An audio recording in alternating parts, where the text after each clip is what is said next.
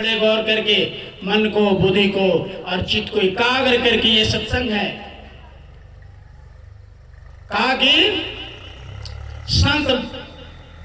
संत की भाषा अटपटी, छटपट समझे ना कोई, और जो छटपट समझे चटपट दर्शन हुए। अगर एक भी बात आपको समझ में आ गया तो चटपट उस मालिक का एकाग्र, मालिक का दर्शन, मालिक का दीदार, मालिक की वाणी वो आपके घट में उतरना शुरू हो जाएगा। आपके शरीर के अंदर पूरे वेद वाणी, ब्रह्म वाणी, ये कलमा, ऐते, आकाशवाणी ये आपको सुनाई देने पड़ जाएगा।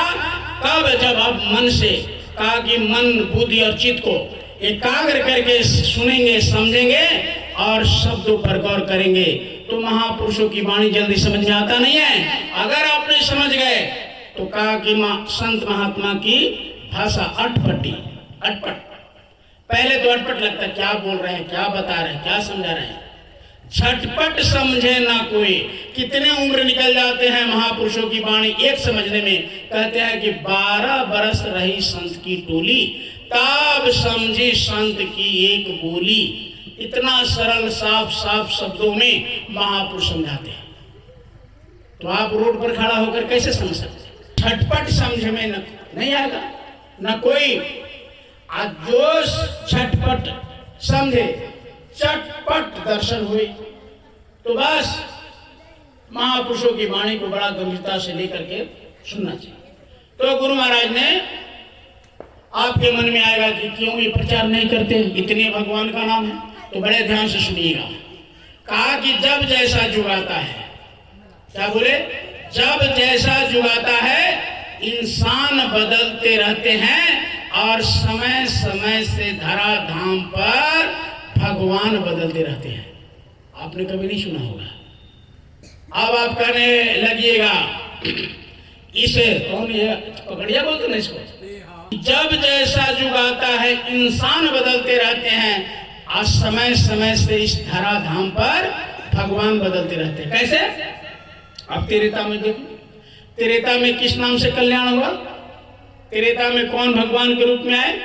आप बताइए। हाँ, जो लाल पगड़ी बांधे, बोलिए।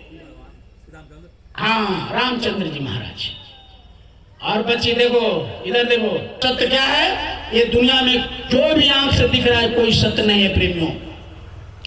ये आंख से जो भी दिखाई देने वाला चीज है वो सब है नश्वर, और प्रभु नश्वर नहीं है, समाप्त होने वाला नहीं है। परमात्मा कभी समाप्त होने वाले नहीं है। तो इस दुनिया में कोई भी अस्थाई नहीं है, कोई भी सही नहीं है। आज नहीं तो कल वो बिगड़ जाएगा। उसकी स्थिति, उसकी परिस्थिति, उसके आकार, उसका रंग, उसका रूप बदल जाएगा इस संसार में। अब देखो ये पेड़ दिखाई दे रहा है, कुछ दिन के बाद में नहीं रहेगा। हम आपको दिखाई दे रहे हैं, कुछ सालों में, कुछ वर्षों में हम भी दिखेंगे नहीं। इस दुनिया में, इस गांव में, इस समाज में बहुत कुछ रहा होगा, आज सब नए हो गए। फिर कुछ 50 सालों के बाद में कुछ और परिवर्तन हो जाएगा। तो ये अस्थाई नहीं है, और प्रभु में कोई बदलाव नहीं होता है, वो अस्थाई है। तो प्रेमियों, जो सत्य है उसी का संग, यानी परमात्मा सत्य है और आत्मा सत्य है। आत्मा और परमात्मा के बीच की मिलन में जो भी चर्चा किया जाए वो क्या है? सत्य संग है। कोई नहीं बताएगा आपको। बहुत बड़े बड़े विद्वान आते हैं लोग, कोई नहीं बताएगा। एक लाइन में समझ लीजिए, सत्संग कहते हैं किसको? सत्संग उसको कहते हैं ये आत्मा और परमात्मा के मिलाने में जो भी चर्चा किया जाए, उसी चर्चा, आत्मा और परमात्मा यानी सत्य के मिलन में जो भी चर्चाएं की जाती है उसी को कहते हैं सत्य संग। बाकी ये प्रवचन है, कथा है।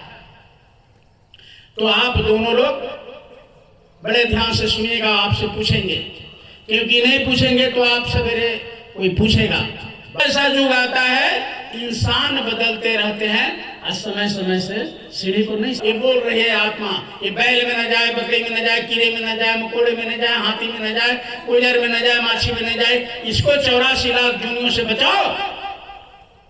ये जितने पेड़ दिख रहे हैं पहले सभी के सभी मनुष्य था, लेकिन बेचारों को सत्संग नहीं मिला, बेचारों को महात्मा का दर्शन नहीं हुआ, बेचारों को मिला नहीं उस मालिक का दर्शन करने वाला, महात्मा कराने वाला।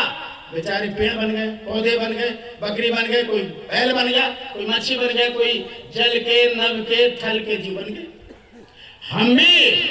हम लोग भी अगर महापुरुषों की वाणी को पकड़ करके, महापुरुषों की वाणी सुन करके अगर हम लोग भी गौर नहीं करेंगे तो ये शरीर फिर से मिलने वाला क्या?